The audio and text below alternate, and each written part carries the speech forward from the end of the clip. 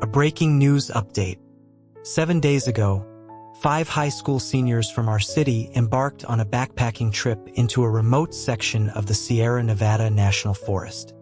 One of them has been reported missing. The 4 accompanying friends returned with his suicide note, suggesting a death prompted by Harari depression. The student was reportedly this year's city valedictorian. 7 days prior, in the lightless depths of the ravine, even the calls of birds had ceased. The primeval forest formed a dense canopy, a barrier against the moon and the wind. In the vast, thick darkness, the perpetual scent of decay and damp earth was now pierced by the sharp, metallic tang of fresh blood. A boy, caked in grime and blood, lay motionless on a bed of pine needles. It took him 2 seconds to register that the fall had not killed him. His eyes were sealed shut with dried blood, and his body felt shattered, immovable. A gash on his right ankle, torn open by something sharp, pulsed with the overwhelming smell of blood. His jeans soaked and clinging to his skin like a second, morbid layer. Death seemed a preferable alternative. His right arm was numb, but the index finger of his left hand twitched, a faint, desperate search for his phone. The thought died as quickly as it formed. Even if the device had survived the impact, cell service vanished the moment they had entered the vast wilderness. His only hope was his friends. It was a graduation trip. He and his 4 closest friends, a bond forged in the sterile halls of an orphanage in their youth and rediscovered in high school. They were more than friends. They were the only family he had ever known. They would notice he was gone. They would find him. A sharp, searing pain shot through his muddled brain, bringing with it a sudden, chilling clarity. He began to piece together the fractured memories of his descent. They had been hiking for days, finally reaching their planned campsite. Around 10 that evening, after washing up, he was heading back to his tent when a folded piece of paper fell from his pocket. The note suggested they meet in the wildflower meadow they had discovered that afternoon, after the others were asleep. There was something important to discuss. The handwriting was disguised, but the pressure and spacing were familiar. He knew who had written it. The mountain air grew cold after sunset. He pulled on his windbreaker. In its pocket were the gifts he had bought for his 4 friends, small tokens purchased with money earned from weeks of delivering food after his final exams. It was during one of those deliveries that he had stumbled upon the secret the note writer was so desperate to discuss. He assumed that was the purpose of their meeting. He added a small box of white chocolate to his pocket. The friend who had summoned him loved the stuff. The box was tiny, barely the size of his palm, but it had cost him a week's wages. It was sold by the gram. The lights in the other tents went out one by one. As he prepared to leave, a wave of intense thirst washed over him. He had been unusually parched all day, draining 3 full canteens, attributing it to the exertion of the hike. He picked up his nearly full water bottle and drank it all. A few minutes later, he slipped out of the tent. The wildflower meadow from the note was a vast expanse of fiery California poppies. They had taken a group photo there earlier, bathed in the golden afternoon light. Now, under the night sky, the view was breathtaking. Stars and moonlight reflected off the gently swaying orange petals, creating an illusion of a glittering, moving sea. He raised his right hand, tracing the scene in the air. He loved to draw. Lacking formal training, it was a private joy. He had already planned to enroll in art classes once he started college. After he had sketched the entire moonlit meadow in the air, his friend had still not arrived. He looked back down the path, a tunnel of impenetrable darkness. A strange heaviness began to settle in his head, accompanied by a dizzying nausea. The granola bar he'd had for dinner felt like an expanding stone in his stomach. He needed fresh air. As he stepped out of the meadow, his vision blurred and darkened. He could barely see. He remembered a cliff's edge nearby and froze, not daring to take another step. But something or someone slammed into his back. The next time he awoke, he was here, at the bottom of the ravine.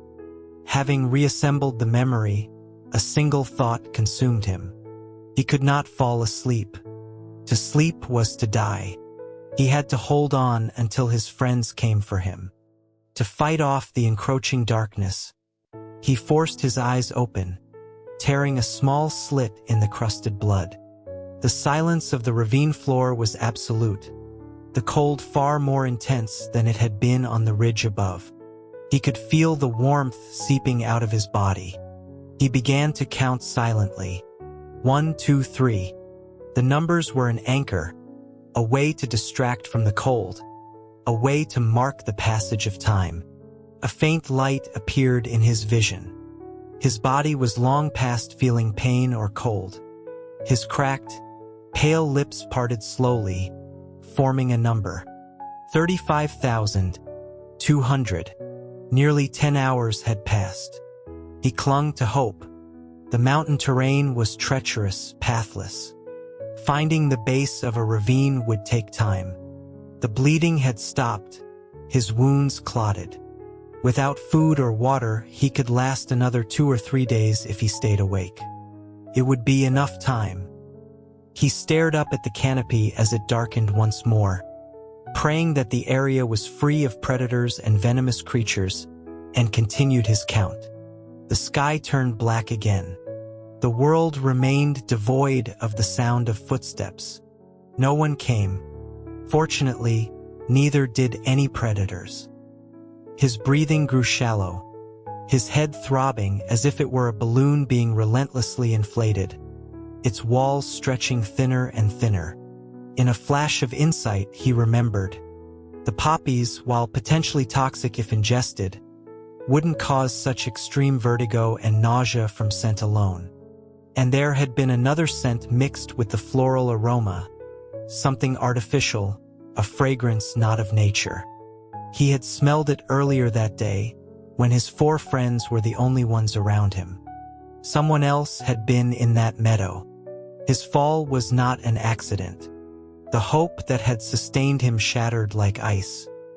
He knew, with a certainty that was colder than the stone beneath him, that no rescue was coming. The only thing he could wait for now was death. His friends, his family wanted him dead. His body was severely dehydrated, yet tears still managed to form, mixing with the blood and trickling into his mouth. The taste was familiar, reminiscent of the 2 times in his childhood he had been inside a morgue. His vision blurred further, and images flooded his mind. The open closet where his mother had hung herself. His father's hand clutching the kitchen knife that had just slid across his neck. Blood poured from these memories, a crimson deluge that crashed down from the darkness, plastering his face. The world turned from black to red, and the small, traumatized boy he thought he had buried deep inside ran screaming towards him. The closet door swings open. A woman hangs from a red silk scarf, her eyes peaceful but lifeless. He cries out, clinging to her, trying to warm her cold body. A man storms in, yanking him away. The man's eyes are cloudy, shot through with red veins, his breath a nauseating stench of alcohol. The words are a roar. He questions if the boy is even his son. The boy sobs that his mother is cold, but the man strikes him across the face, a savage blow. He forbids him from crying. He himself does not cry, and his son will not cry either. It was a lie. His father did cry. After the alcohol wore off, he would clutch the woman's body and weep, refusing to let go. But the boy never cried in front of his father again. His father hated it. Crying earned him a beating, a lost tooth, the taste of his own blood. A year later, when fresh blood splattered into his eyes, He simply pulled away from his father's embrace to get the iodine. He was 5 now. He knew what to do for a wound. When he returned, bottle in hand, his father didn't see him. He was clutching a photograph of his wife, laughing and crying. This time, the blade moved smoothly across the thinnest skin of his neck. A silent, crimson waterfall erupted, obscuring the boy's entire world. The whispers followed him. A neighbor telling her son not to play with him. He was a jinx who killed his parents. Curse. Others said his parents were insane, that he was a little lunatic who would kill them all. He stood silent at his father's funeral, shedding no tears, which only fueled the speculation. He wasn't even his real father, one rumor went, the product of a beautiful, unfaithful woman and some unknown man. The boy, shuffled between relatives, finally ended up at St. Jude's Home for Boys. There, for hands reached out to him. They offered to be his friends. The 5 of them became brothers. He was the 4th oldest, gaining 3 older brothers and 1 younger. But now they too had left him. The 4 hands that had pulled him from the darkness had vanished back into it. His eyelids finally fell, and he sank into a different kind of blackness, calmly, hopelessly awaiting the end. A familiar voice whispered beside his ear, cutting through the encroaching oblivion. "Don't sleep." A hand enclosed his, a current of warmth pushing back the chill. Someone was here. "Hold on," the voice said. "I'll stay with you." He wanted to reply that he couldn't, that he was too hungry, too thirsty, but he had no strength to speak. The voice seemed to know his thoughts. "You forgot," it said. "You have chocolate in your pocket." With his one functioning hand, his left, he tried for an eternity, fumbling with the button on his pocket. He had no strength left. Hope was a button press away, and he could not reach it. It was the story of his short life, a constant, futile grasping for things just beyond his reach. As his consciousness began to fade, the sleeping forest erupted in a violent, deafening roar. Something cold and wet splattered against his face. And then he heard it. "Don't give up. See? It's raining. Rain. Water." The liquid, tasting of the forest, trickled past his parched lips. An overwhelming will to live surged through him. With his last ounce of strength, he pried his eyes open. The canopy above was faintly illuminated. There was no one there. He was, and had always been, alone. And then he saw it. The rain fell in shimmering columns, roaring through the trees, hammering against his face. Each drop was a painful impact, but he opened his mouth wide, desperately, greedily gulping down the water. To live. He had to live. He would do whatever it took to survive. He wanted to live. The day before the first snow, he finally saw human figures. They were speaking a language he didn't understand. Amid their startled cries, he allowed himself to pass out. He awoke in a small, warm clinic. A fire crackled in a wood-burning stove. A young girl, startled by his stirring, dropped her phone and spoke to him in the same unfamiliar language. He shook his head weakly. She blinked, made a gesture, and ran out of the room. On the bedside table were his belongings. A bundle of wadded-up paper containing eucalyptus leaves, pine kindling, medicinal herbs, and peppercorns. 2 thumbnail-sized pieces of white chocolate. A multi-tool knife. A set of tattered clothes. A shattered phone. His gaze fell on the phone the girl had left behind. Propping himself up on his elbows, he managed to grab it. It wasn't password protected. He tapped the screen. December 22nd. He opened a web browser. Nothing. His student ID number returned an error on the school's website. His records from the orphanage, his social security number, all listed as inactive. Every trace of his existence had been wiped clean. He tried different keywords, scrolling for a long time before he found it. A single, brief news clip.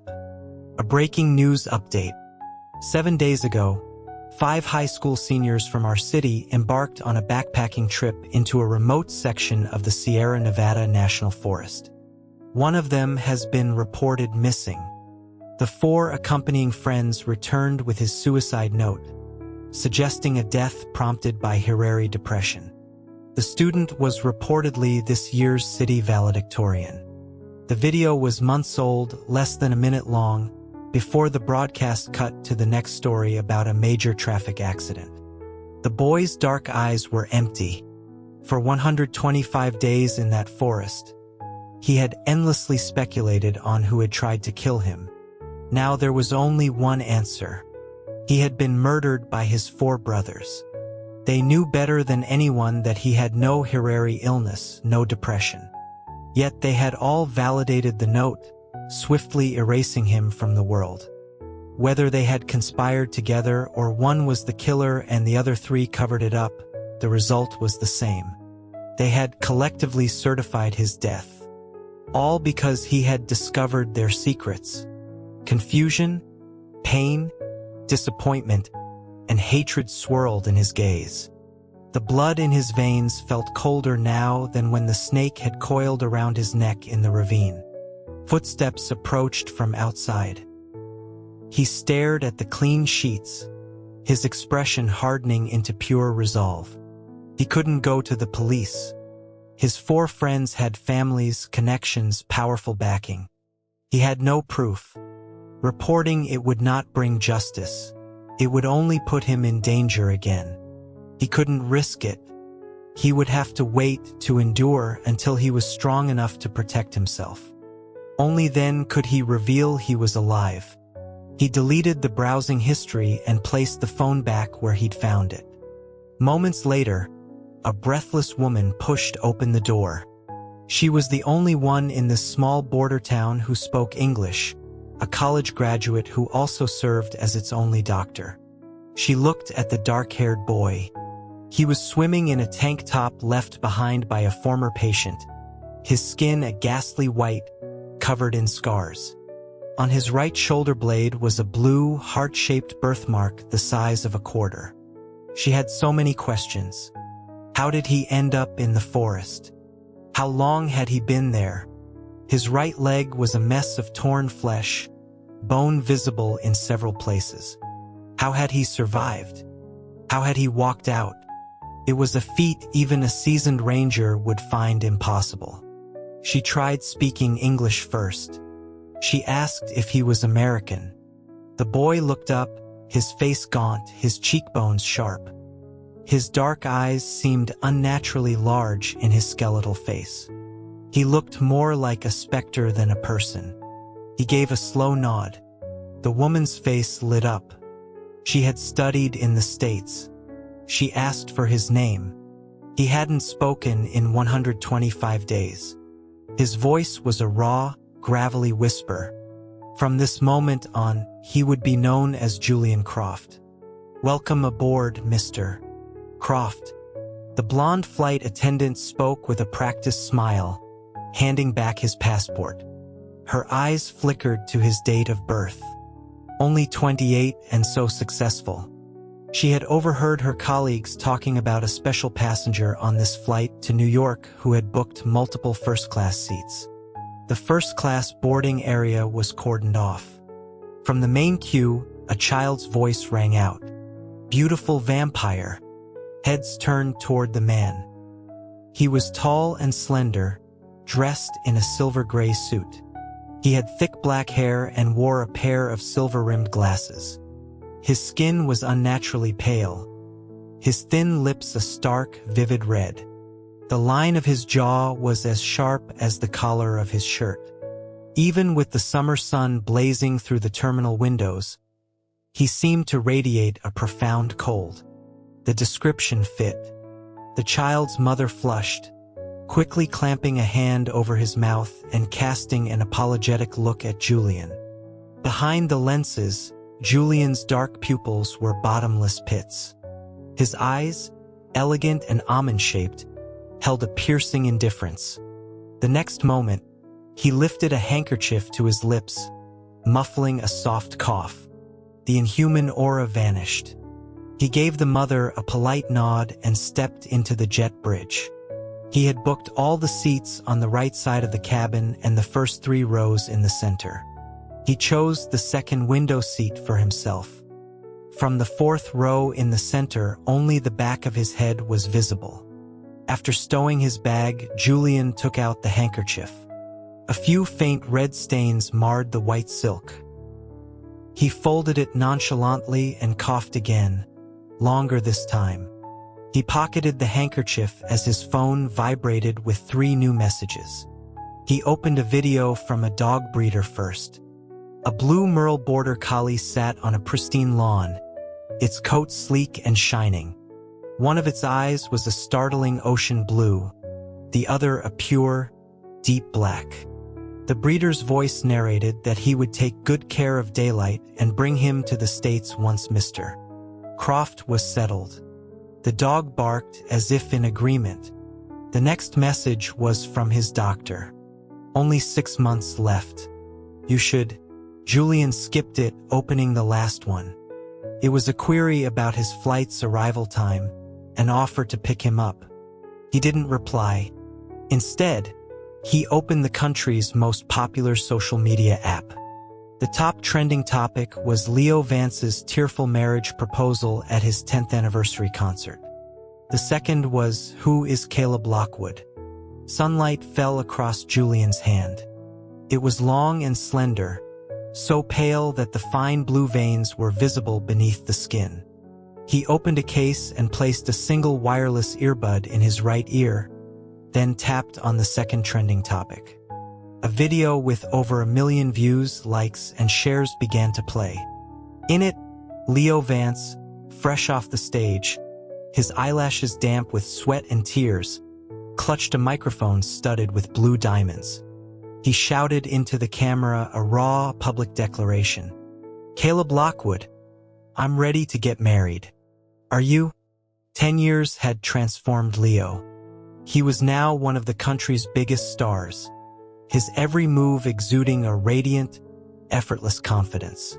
A far cry from the boy at St. Jude's who used to sneak into his bed at night, crying for comfort. Below the stage, tens of thousands of fans chanted their support. Julian scrolled to the comments. A voice to his left cut through his thoughts. Caleb, our seats are over here. 2 young men were walking down the aisle. One, with chestnut-colored hair, was a head shorter than his companion. The dark-haired man was exceptionally tall, nearly brushing the cabin ceiling. He was speaking to his shorter friend, a playful smile on his lips, his eyes crinkling at the corners. His black shirt was unbuttoned at the top, the sleeves casually rolled up, revealing a black watch on his left wrist. The chestnut-haired man laughed, giving him a playful shove before taking his seat. The tall, dark-haired man sat down in the aisle seat of the 4th row, center. He was Caleb Lockwood, the object of Leo Vance's public proposal. Julian removed his gaze, inserted the other earbud, and exited the app. He played a sound file, a recording he had made of a thunderstorm in the mountains.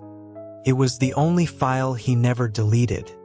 The world dissolved into the roar of rain and thunder. He picked up the in-flight magazine and began to read. When he looked up again, a small bottle of essential oil and a cup of hot tea sat on the tray table. The flight attendant had come and gone. He paused the rain sounds and took a sip of the tea. It was fragrant, with a sweet aftertaste and a hint of bitterness. He could faintly hear conversation from behind him. The chestnut-haired man was heading to the restroom. Caleb had brought a companion. Julian's plan to approach him on the flight was now canceled. According to the file Julian had compiled, Caleb Lockwood, 24, was a spoiled playboy. He'd been sent abroad after flunking high school, where he spent his days in indulgent excess. He had recently graduated from his master's program after his family donated 2 new buildings to the university. Julian, however, never judged a person based on a few pages of a dossier. He took out his earbuds and went to the restroom first. Finn was feeling ill. He had waited until the plane reached cruising altitude, trying to maintain his composure in front of Caleb. Once out of sight, he rushed towards the lavatories. One was occupied, the other out of service. Panicked, he was about to head for the economy cabin when the door to the occupied lavatory opened. Finn was about to dive in when he froze, his head snapping around to look at the slender back of the man walking away. After he emerged, Finn's eyes scanned the cabin, quickly finding his target. The second seat on the right by the window. He slowed his pace as he passed, glancing over. The man was looking down at a magazine, his long eyelashes brushing against his glasses. Next to him was a cup of golden liquid. A strange, woody scent with a hint of sweetness hung in the air. He had smelled it when the flight attendant brought the man's drink. It was a unique aroma. He returned to his seat and made a point of telling Caleb that he had just seen an incredibly beautiful man. Caleb turned a page of his magazine without looking up, asking if the man was more beautiful than Finn. Finn feigned pleasure at the compliment but pressed on, pulling the magazine from Caleb's hands and leaning in to whisper for him to look for himself at the man in the front right. Caleb, his hands now empty, cast a lazy glance forward. The cabin lights were dimmed to a soft orange glow. The light caught in the man's thick, dark hair. Caleb's gaze returned to Finn. He offered a casual observation that the back of his head was indeed quite nice. Finn relaxed. He and Caleb were barely acquaintances, having met only once at a party. Today at the airport, his ex-boyfriend had shown up, threatening to follow him back to the States. In the midst of the chaos, he saw Caleb. Caleb Lockwood, one of the heirs to the Lockwood department store empire, was legendary in their social circles for his extravagant lifestyle and his interest in men. Finn had a bold idea, a way to shake his ex and gamble on catching the eye of Caleb Lockwood. He had approached Caleb, linking their arms and whispering that his ex was causing trouble, and he hadn't been able to buy a ticket. He asked if Mr. Lockwood might be willing to help him out. Caleb had glanced at the ex-boyfriend, then smiled and agreed it would be his pleasure. Finn was confident in his own looks. He had never met anyone, not even the famous Leo Vance, who could rival him. But this man was different. Finn's gaze drifted back to the front of the cabin. The man was still reading, one hand resting on the page, his fingers long and elegant. An undeniable, captivating beauty, like a rose blooming in a dark abyss, both cold and alluring. Julian was accustomed to such stares. He was aware of the effect he had on a certain type of person. He had already formed an opinion about Caleb's decision to bring someone on the flight. Leo Vance had proposed yesterday. Caleb would know Leo would be at the airport to meet him. Yet he had openly brought another man with him. The intention was clear. A metallic taste rose in his throat. Julian took out another clean handkerchief and coughed silently into it. The next evening, the plane landed at JFK. As they deplaned, Finn looked back twice, murmuring that the man hadn't slept or eaten, just ordered 3 glasses of that strange tea. Albizia Bark, Caleb said as they walked down the jet bridge. He explained that it was what Finn had mistaken for a nutritional supplement. After clearing customs, Finn looked back one last time. The figure was gone. Disappointed, he turned around to find a massive bouquet of red roses thrust in front of Caleb. A young man in a baseball cap and mask popped his head out from behind the flowers, his eyes crinkling in a smile. Surprise. He was much shorter than Caleb, bundled up from head to toe, ignoring Finn completely. He winked at Caleb, his voice playful. Now that you've graduated, you can't get rid of me. From this second on, I'm gonna follow you, stick to you. Caleb suddenly leaned in close. The scent of pine and summer rain filled the young man's senses. He froze, his entire body tensing. Caleb observed his reaction with a faint smile, then slowly, deliberately, pulled down his mask. His eyes narrowed. Not today, perhaps. He called out a name.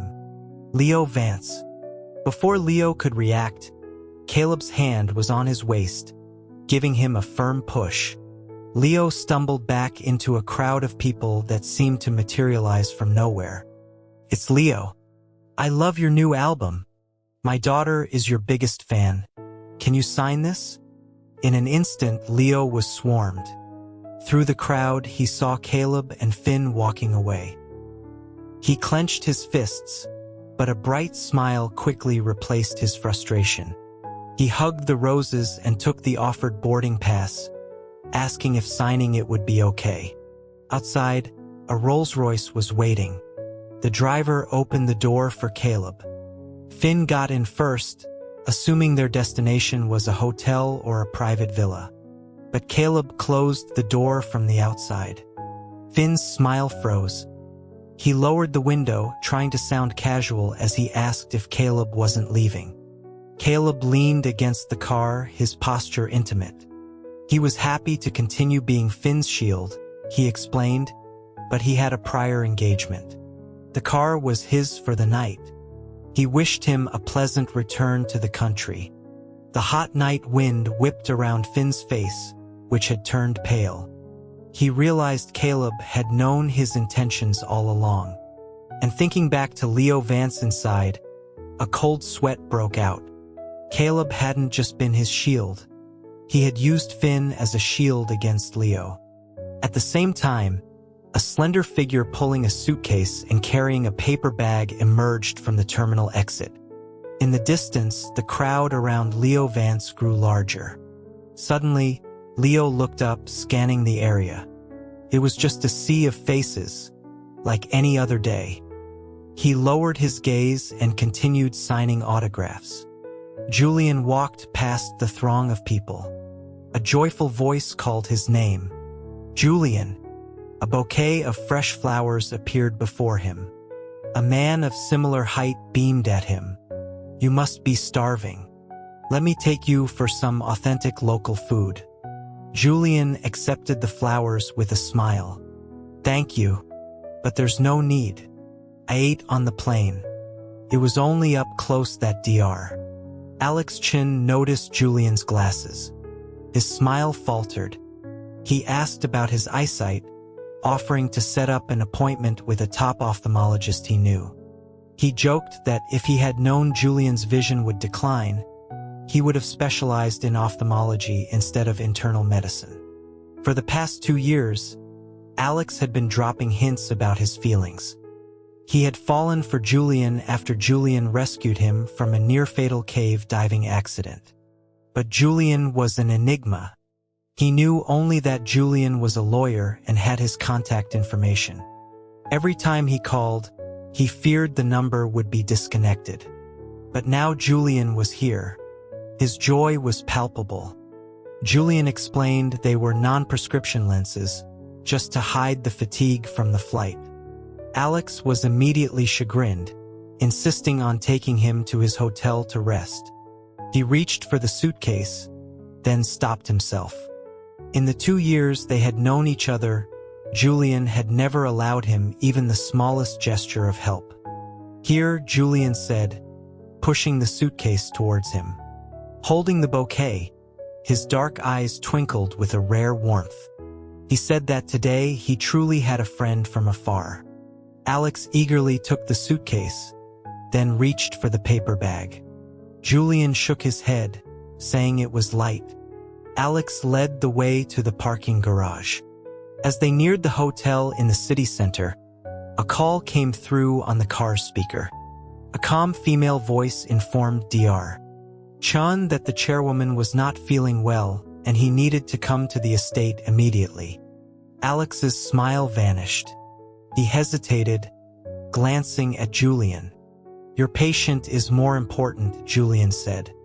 Alex wanted to argue that nothing was more important than Julian, but he held his tongue. He told the woman he was on his way and would be there in an hour. He apologized profusely to Julian, explaining his boss's health had been unstable and he had to go. He promised to take him to dinner the next night. Julian declined, saying he had plans. Alex's heart sank. He probed gently, asking if he was visiting friends or family. Julian just smiled and said something like that. The car pulled up to the hotel. A bellhop opened the door. Another retrieved the luggage. Julian politely refused Alex's offer to see him in, reminding him that his patient was waiting. He walked through the revolving glass doors, a fleeting light in his dark eyes. He knew Alex was still watching. And he knew that Alex's big boss was Susanna Lockwood, the chairwoman of the Lockwood Corporation. He had chosen to return now because he knew her health was failing. An internal power struggle at Lockwood Corp was the perfect catalyst for his revenge. "Good evening, Mr. Croft. Your suite is 2100 on the 21st floor." The front desk clerk handed him the key card. Inside the suite, Julian tipped the bellhop generously. The bellhop, delighted, noticed the flowers. He offered to fetch a vase. Julian handed him the bouquet, telling him to keep them if he liked them. After the door closed, Julian opened the paper bag and took out a small, black pot containing a single green sprout. He watered it in the bathroom and set it on the windowsill. He then opened his suitcase. On top was a square black box. He set it on the coffee table and went to take a shower. He patiently washed the faint pink stains from several silk handkerchiefs before washing himself. Half an hour later, he emerged in a bathrobe, his dark hair damp. Without his glasses, two faint, bluish shadows were visible beneath his eyes, marks of chronic sleep deprivation. He poured a glass of hot water and opened his pill case. He swallowed the 12 assorted pills in one go. He then made a cup of Albizia tea and sat on the sofa, turning on the television. He searched for a name, and a local human interest program appeared. On the screen, a gaunt, dark-skinned man was being interviewed in a shabby apartment. He spoke calmly until the reporter asked about his daughter's illness. Then he turned away to wipe his eyes. He explained that his monthly wages from his construction job sometimes only covered 2 or 3 days of his daughter's treatment. His wife stayed at the hospital with her, living on a few bread rolls a day to save money. The reporter asked if it was true he used to be a journalist. The man nodded. He had been for a short time 10 years ago. As the program concluded, the host announced that since Mr. Peterson's interview aired last week, the hospital had received over $800,000 in donations. Furthermore, Mr. Peterson had been offered a new job near the hospital. A moment later, Julian's phone rang. A deferential voice confirmed that the $80,000 had been anonymously donated in batches. The job for Mr. Peterson was also arranged with a good salary and benefits, a 5-minute walk from the hospital. "You've done well," Julian said, hanging up. He snapped the temporary SIM card in half and dropped it in the trash. A dull ache started in his stomach. Low blood sugar. He retrieved a round tin from his bag and opened it. Inside were seashell-shaped pieces of white chocolate. He took a small bite. At 9 o'clock, Leo Vance finally left the airport. A fan pushed a bar of chocolate into his hand. His bodyguard moved to intercept, but Leo stopped him, taking it with a smile. He told the fan he hadn't had dinner yet, and the timing was perfect. In the car, his assistant offered to throw the chocolate away against eating things from strangers. From the darkened back seat, Leo's voice was flat. "It's from a fan, not a stranger." The assistant quickly agreed. Leo took out his phone and sent a text. The reply came when he reached his apartment. "How do you have my number? We agreed not to contact each other." As he walked through his apartment, Leo left a series of cheerful, persuasive voice messages. He mentioned that he knew she was Caleb's sister-in-law, that his celebrity friends were looking for a reputable charity foundation to support, and he casually asked if she knew where his beloved Caleb was spending the night. He knew she wouldn't refuse. A text arrived with the information. Caleb wasn't home.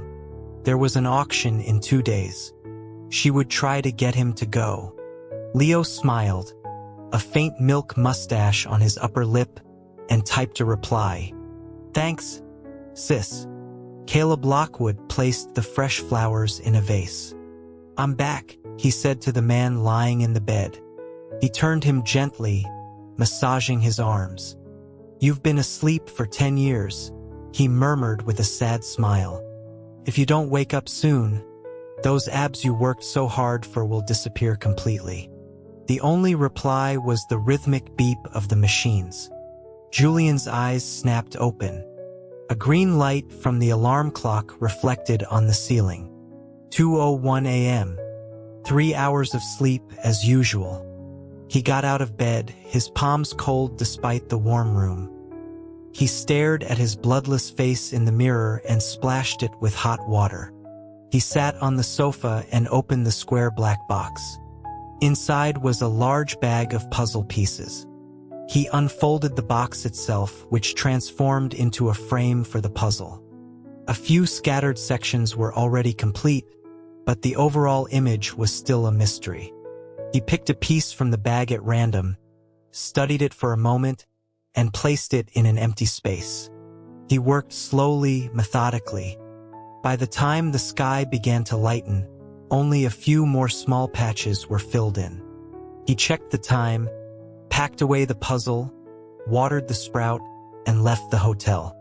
He walked past the hotel restaurant, out into the pre-dawn city. He found a small diner that was just opening and ordered a bowl of oatmeal and a pastry. His appetite was small for a man his size. The owner remarked that one pastry might not be enough. Julian explained that his doctor had put him on a strict diet. The food arrived, hot and fragrant. He ate quickly, a habit from years of overwork. The small portion still left his stomach feeling uncomfortably full. He pressed a hand to his abdomen, took out his phone, and looked up a location before leaving. He followed the map for half an hour until he reached his destination, a handmade toy shop. It was small and cluttered, filled with stuffed animals. He carefully selected a medium-sized panda chewing on a bamboo stalk. He paid and left with the toy in a simple paper bag. At 10 o'clock, he arrived at the university hospital. Mr. Peterson would be at work. Julian took the crowded elevator to the hematology ward. The air smelled of antiseptic. He walked quietly to room 1709. Inside, a little girl of about 7 or 8 sat on a bed by the window. The nameplate read, Anna Peterson. Julian stopped by her bed. She asked politely who he was looking for. He smiled and said he was looking for a friend named Mindy, but he couldn't find her. Anna told him there was no one named Mindy in their room and offered to call a nurse. Julian declined, saying his friend was probably on another floor. He took the panda from the bag. "Thank you. This is a small gift for you." Anna's eyes lit up, but she shook her head, repeating her father's words that one shouldn't accept rewards for nothing. He placed the panda on her bedside table, his eyes soft. "You were going to help me find a nurse, weren't you?" He said goodbye and wished her a speedy recovery. As he left the room, A thin, dark-skinned man carrying a bag of books and fruit walked past him and entered 1709. His face alight with a smile. 10 years had passed. Mr. Peterson likely didn't remember the case of the suicidal boy, or if he did, he only knew the face from a student ID photo. He paid Julian no mind, but Julian remembered him. He was one of only 2 people who had spoken up for him. As a young intern reporter, Peterson had found the story suspicious and wanted to investigate, but he was fired and blacklisted before he could. The other person was a classmate. At an auction house across town, the woman who had been his classmate was now directing renovation workers. Her niece, a girl of 17, was helping out. The girl dropped a bag of screws, and they scattered across the floor. As she scrambled to pick them up, a hand was already there, gathering them for her. The hand was pale, almost translucent. She looked up and was struck speechless by the face of the man it belonged to. He smiled, and she blushed, thanking him mechanically. As he walked away, she stared after him, captivated. She pointed him out to her aunt, who had just come out of the shop. Her aunt glanced down the tree-lined street and saw a tall, slender figure in a white shirt and black pants disappearing into the distance. For a moment, she was transported back to high school, to a quiet, handsome boy reading by the window, the sunlight dancing in his hair. The memory brought a sudden sting to her eyes. It was already 10 years ago. At the Lockwood estate, Caleb was greeted by a flying pillow. "You brat, spending your first night back carousing." Caleb caught it with a grin, telling his older cousin Daniel that it was only natural to see friends after being in exile for 8 years. Daniel laughed and gave him a hug, welcoming him home. He remarked that Caleb was taller and even more handsome. Daniel's husband, David, emerged with a plate of sliced melon. He asked Caleb where he had been. Caleb gave a non-committal answer, accepted a gift of 10 boxes of his favorite white chocolate from Caleb, and then Caleb headed upstairs to sleep. Daniel called after him, asking if he wanted to go to a charity auction his husband was involved with in 2 days. His grandmother, Susanna, had been staying at the estate, not going into the office, and he was worried. Caleb waved him off without turning around, saying he wasn't interested. As soon as Daniel was gone, David took out his phone and sent a text. "Caleb's not going to the auction." 2 days later, Julian entered the auction hall just as the event began. He took his seat in the front row on the left. Across the aisle, he could see David, now known as Nathan Pierce, chatting with an acquaintance. He looked elegant and composed in his expensive suit, a world away from the man who had knelt before him 10 years ago, sobbing that he didn't want to, that it was the only way he could secure his graduate school funding. Julian had seen him with his much older professor, the man kissing Nathan's forehead in a hotel elevator. Later that night, Nathan had come to him, begging him not to ruin his life, reminding him that they were brothers. The memory faded as the auction proceeded. Near the end, a painting by a little-known artist was brought out. The opening bid was low. Nathan bid 10 times the opening price. Then a clear, calm voice from Julian's side of the room bid 50,000. Nathan raised it to 70. The voice came back immediately. 100,000. Nathan hesitated, then raised it again. The voice calmly doubled his bid. The final bid was 250,000. The voice countered without pause. 400,000. The gavel fell. The lights came up, and everyone turned to see who had paid such a high price for the painting. Nathan saw a man with an exquisitely sharp profile, his skin luminous even in the dim light. He was young and clearly wealthy, a valuable connection. Nathan rose to approach him, but the man was already leaving. Nathan followed him out. Julian knew Nathan would follow. He handed a pre-signed check to the clerk, using one of his foreign names. He wasn't worried about being recognized. 10 years had changed him completely. Besides, Nathan was foolish enough not to have recognized him after a 9-year separation when they were teenagers. Now was not the time for their reunion, however. He had one more thing to do. Nathan reached the payment desk too late. Through the glass wall, he saw the man's back receding into the distance. He noticed the man's watch, a limited ion black crocodile leather timepiece. Daniel had won a gift from his mother. It was a symbol not just of wealth, but of established family prestige. This man was not just rich, he was from old money. Nathan asked the staff for the man's name and contact information. The staff gave him the name but explained the man had left no contact details, saying he would call them to arrange for the painting's delivery.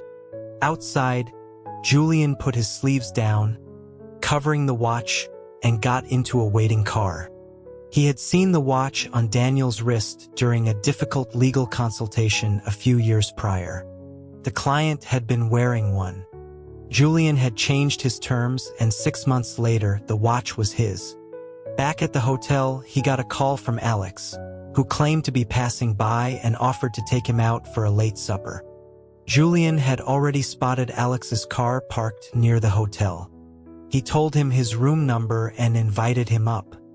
Alex arrived 20 minutes later with a container of noodles from a famous old shop.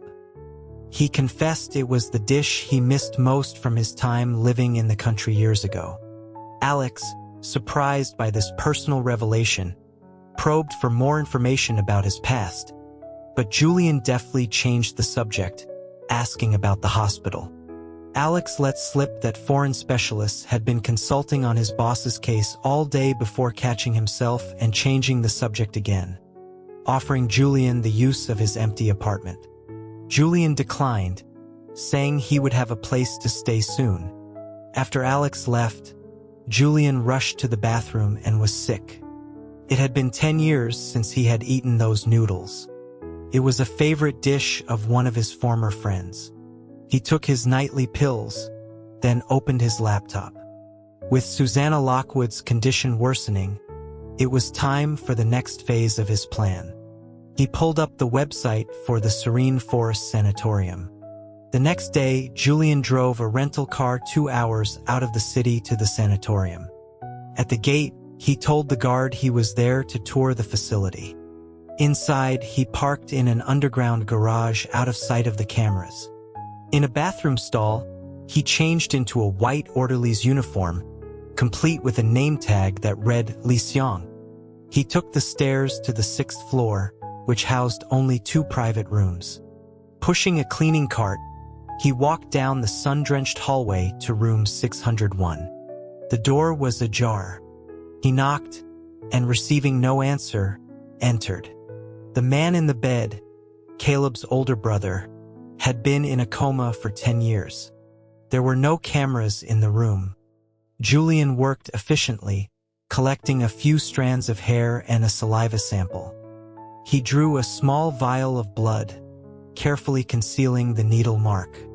As he was leaving, he noticed the wilting flowers on the bedside table. He paused, then took them to the bathroom, trimmed the stems, and changed the water. As he placed them back, he heard the elevator ding.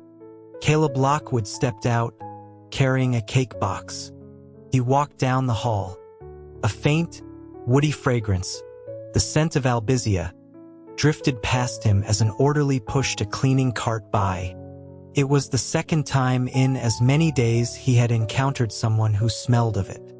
He glanced at the orderly's name tag. Li Xiang. He called out the name. Julian stopped.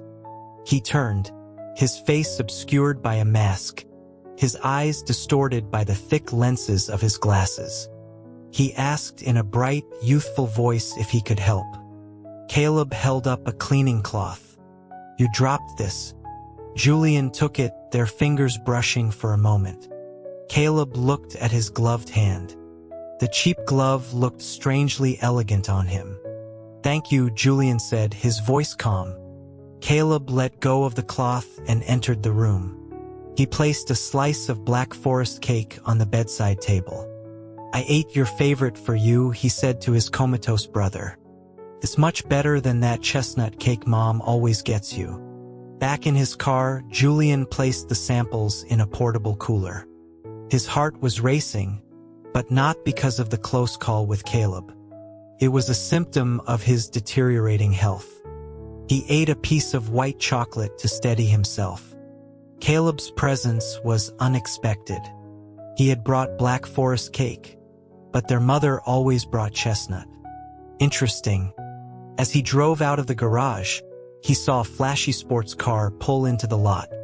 Leo Vance got out, holding a bouquet of sunflowers, and ran into the building. It was the second time Julian had seen that expression of pure, unadulterated joy on his face. The first was the day Leo was adopted from the orphanage. He had waved goodbye, promising to come back for Julian. Years later, Julian realized Leo's joy wasn't about finding a new family, but about ensuring that Julian never would. A series of convenient accidents and rumors had made Julian unadoptable. In his rearview mirror, Julian watched Leo disappear inside. He looked up at the window of room 601. Perhaps Caleb Lockwood meant more to Leo Vance than just a celebrity crush. An interesting and unexpected development. Over the next few days, Julian became a regular at an old tea house across the river from the Lockwood Corporation headquarters. He would arrive in the afternoon, order tea, and pay for the house musicians to perform a classic opera for all the patrons. He became a familiar, if quiet, presence among the elderly regulars. One afternoon, a man one of the regulars identified as Lou Chingwa, another of the Lockwood heirs, arrived and went to his private room upstairs. When the announcer declared that Mr. Lou would be sponsoring the rest of the day's performances, Julian excused himself to the restroom. He went upstairs, to the more secluded second-floor restroom. He washed his hands, leaving his wallet on the counter, and then left the tea house. The wallet contained a faded photograph of a woman and a young boy at a piano. A woman Lou Chingwa had abandoned years ago after learning she was pregnant. He had not known about the child. Now, with his own son in a coma and his mother preparing her final will, the sudden appearance of a potential heir was a lifeline. He scrambled to find the wallet's owner, getting the phone number from the tea house's membership records. He called the number. It went straight to voicemail. That night, Julian's other phone rang. It was Alex, his voice strained. He apologized for his silence, explaining things had been chaotic, but were now settled. He invited Julian to a citywide fireworks display. Julian declined, but agreed to have dinner the following night. Alex's availability meant that Susanna Lockwood's situation had likely been resolved. It was time for Lou Chingwa to be able to reach him. He turned on the phone. The next evening, at the city's annual fireworks festival, Julian navigated the crowded riverfront. On a mountain road overlooking the city, a series of high-end sports cars were gathering for an illegal street race, an event he had found out about through careful online searching. He wasn't sure if Caleb would be there, but he couldn't afford to miss any opportunity. Caleb was a crucial piece of his plan. He took a drag from his cigarette, his hand trembling slightly, a chronic tremor that came and went. In the distance, the first firework exploded, painting the dark sky in fleeting, brilliant color. He watched the light reflect in the polished hood of his car, his face a mask of cold resolve. The game was beginning,